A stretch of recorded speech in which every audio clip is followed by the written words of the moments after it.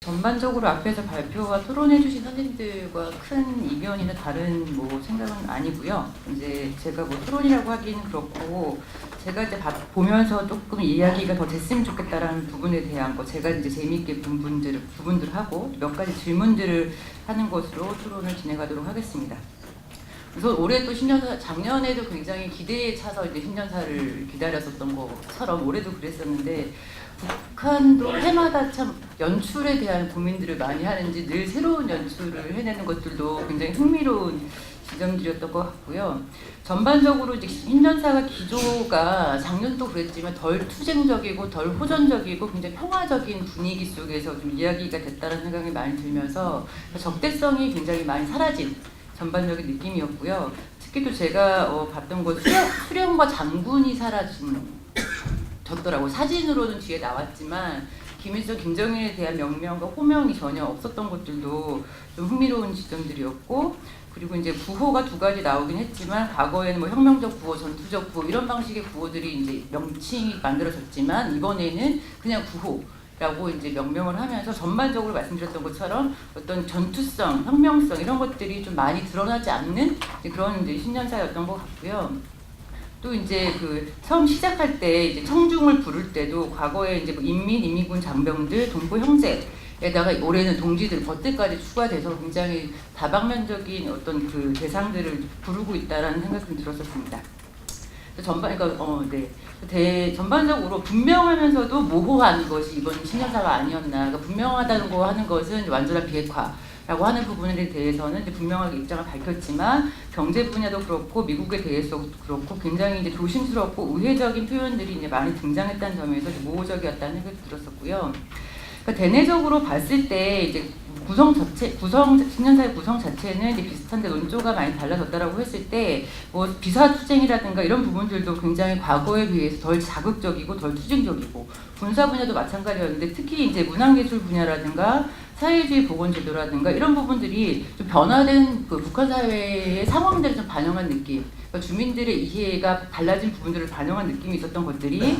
특히 이제 문화예술 부분 같은 경우에는 시대와 현실을 반영하고 대중의 마음을 틀어잡아야 하고, 그리고 덕과 덕으로 화목한 하나의 대가정 이런 식의 표현들을 굉장히 인민들에 대해서 포용적인 태도가 보여졌다는 생각이 좀 들었었고요. 특히 이제 제가 재밌었던 부분은 주체의 인민관과 인민 철학이라고 하는 이제 단어가 등장을 하면서 어떻게 당이 당 간부들이 이 인민과 만날 것인가, 어떻게 인민들을 지도하고 관리를 다르게 할 것인가라고 하는 것들이 나타났던 것들이 좀 주목할 만했던 것 같습니다. 특히 이제 그 부분들이 이제 인민 대중의 이익을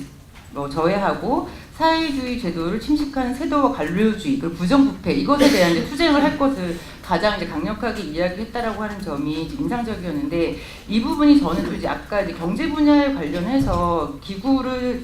기구와 사업 체계를 정비하고 여러 가지 국가적 통제하라고 하는 것들이 이루어지는 것들을 말씀하셨는데, 혹시 이제 이런 부분들이 같이 결합이 돼서 정치 권력을 배분하는 방식에 있어서 어떤 변화가 있을 것인지 있지는 않을 것인지 이 질문을 조금 드리고 싶었습니다.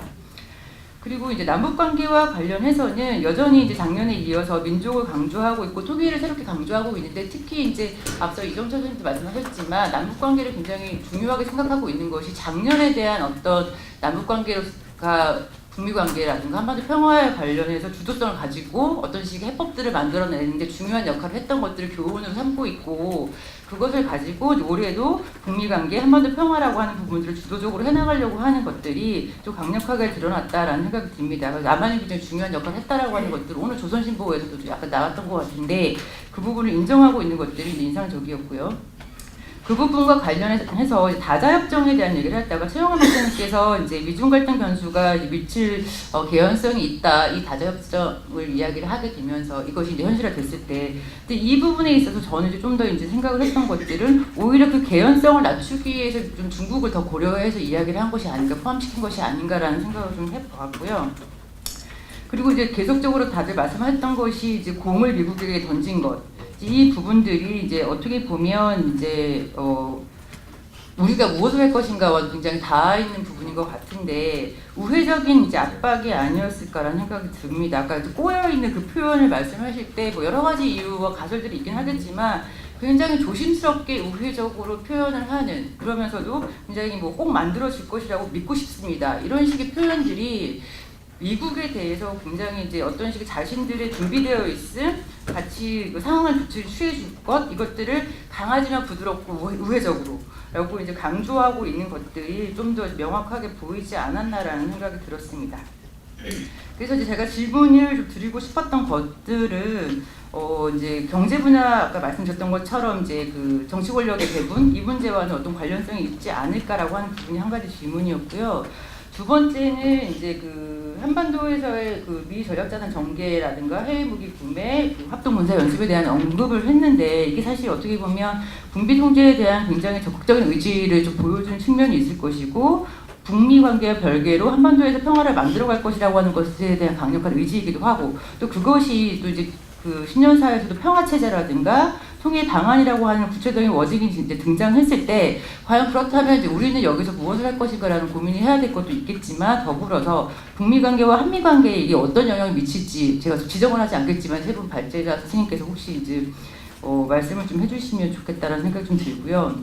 그리고 이제 개성공업지구와 금강산 관광과 관련된 부분은 저도 이제 이 부분에 대해서 언급이 됐을 때 굉장히 우리 쪽에서 부담이 될 수 있겠다는 생각을 했습니다. 제재의 국면에서 우리가 이것을 본격화할 수는 없는 상황인데 북이 굳이 이것을 언급했을 때 어떻게 우리가 무엇을 할 것인가 이런 고민을 했을 때 아까 이제 그 김준영 교수님께서 제재 해제 특보를 말씀하셨는데 굉장히 이제 신선한 제안이었습니다. 그래서 그렇다면 이것이 이제 현실에 대비해서는 무엇을 우리가 어떻게 할 수 있을 것인가 이런 부분들에 대해서 좀 더 말씀을 해주시기를 부탁드리고요. 그리고 이제 그 북한이 이야기하고 있는 통일 방안, 그러니까 전민족적 합의에 기초 통일 방안이 비록 크게 강조되지는 않았지만 이것을 굳이 언급해서 이야기를 했다라고 했을 때 북이 구상하고 있는 우리가 합의해야 할 통일 방안 이런 것들에 대해서 무엇이라고 생각해야 될 것이고 어떤 실천적 과제를 만들어야 할지 이런 부분들에 대해서 좀 더 이제 발표하신 분들이 좀 답을 주시면 좋겠다라는 말씀을 드리면서, 그러니까 제가 드리고 싶은 말씀은 결국 궁극적으로 이러한 변화되어 있는 국면, 북한이 보여주고 있는 여러 가지 제스처들과 제안들에 대해서 우리가 무엇을 할 것인가라고 하는 부분에 대해서 좀 의견을 주시면 감사하겠습니다. 이상입니다.